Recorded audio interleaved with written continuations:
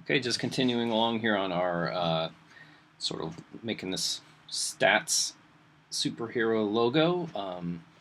I thought I'd show you guys a little bit of how I would use different kinds of symbols and things. So if you look at my file here, you'll notice that I have all my layers, and if I turn off eyeballs, if I turn off the black line drawing here, you'll see that there's all the painting that I've done underneath here. And one thing to keep in mind is if you make a mistake with a blob brush, paint something out that you didn't mean to, you can always just kind of unlock that layer, go in with the eraser, and just kind of erase a part of that out of there if it doesn't quite look the way you want it to. So once I get all that set, and I can turn off these layers and see how it looks without them, and you can certainly select everything on that layer and change the color if that helps or something too. But so if I'm pretty satisfied with the way that this guy looks, I'm gonna just make a new layer here.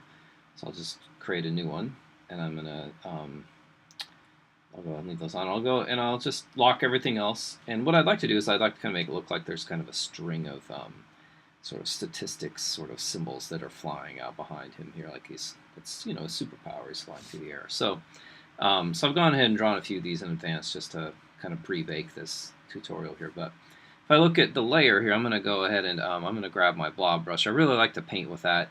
Again, you could use the paintbrush tool if you wanted to as well. But what I want to do is I want to go in here and I want to paint a whole bunch of stuff so it kind of looks like it's trailing along behind him. So I was thinking, math symbols. I could do stuff like this, an equal sign. I can do plus. I could do minus. I can do kind of X, Y. I can do a whole bunch of, maybe that Y's a little too much, stuff like this. Just to kind of make it look like, okay, he's got math symbols sort of trailing out behind him. But that's kind of, takes a little while to do this stuff. There's kind of a simpler way to think about doing it, which is to create a symbol out of a particular object. So I'm just going to delete most of this stuff here. So let's say I've drawn this and I'm pretty happy with it. I just want to select it and group it. So that's just, you select everything and hit Command G, and now I can move this thing around as one group and not 3 individual vector paths. And then you just want to select it, and you go up here to your symbols, which kind of looks like this little thing off of a poker card here.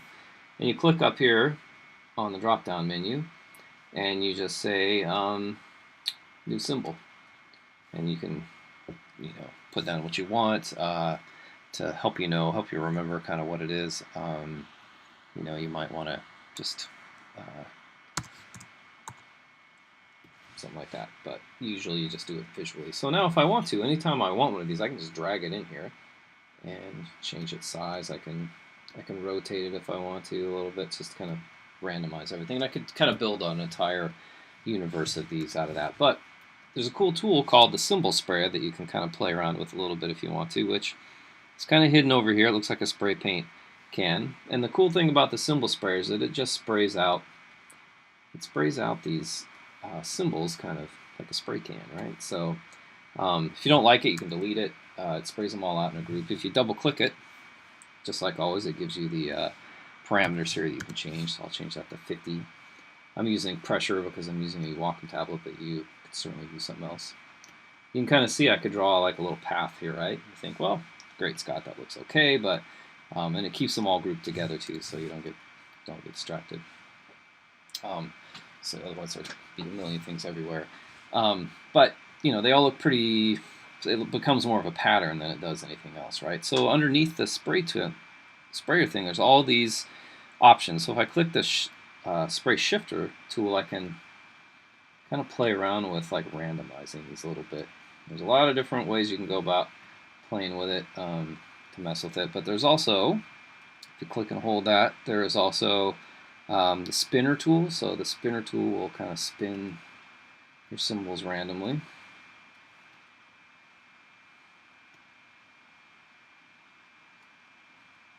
And again, just kind of the longer you click down, and how you set everything up for yours. Then there are also tools along there that are kind of things like the sizer tool. So if I want to make some of these bigger, I can kind of push down and make them get a little larger, right? And then there's also tools in here such as the shifter and the scruncher tool. So it'll drag some of these closer together and push other ones apart. So if you hold down the Option key, it'll actually spread them out for you. So this is going to be a great way to kind of just like randomize a whole bunch of stuff all over the page. You know, play with it as much as you want, but it's a good way to kind of build up symbols. So I might do this on one layer and add another layer and just continue to add shapes to it. But so if I double click the hand here, maybe, you can kind of see how those shapes have kind of spread all out. So if I zoom out of this thing, I've built a whole bunch of objects in here that I can go in there and play around with now, and I can actually, you know, spray these objects out of here. There's lots of different variations. There's a ton of tutorials online that'll teach you how to do this kind of stuff, kind of more professionally, and even with more detail. I'm just kind of giving you the introduction. Use it in the best way that you know how, and I'm going to play around with this a little bit, and then I'll come back and we'll continue to build this this logo. It's almost done now. So.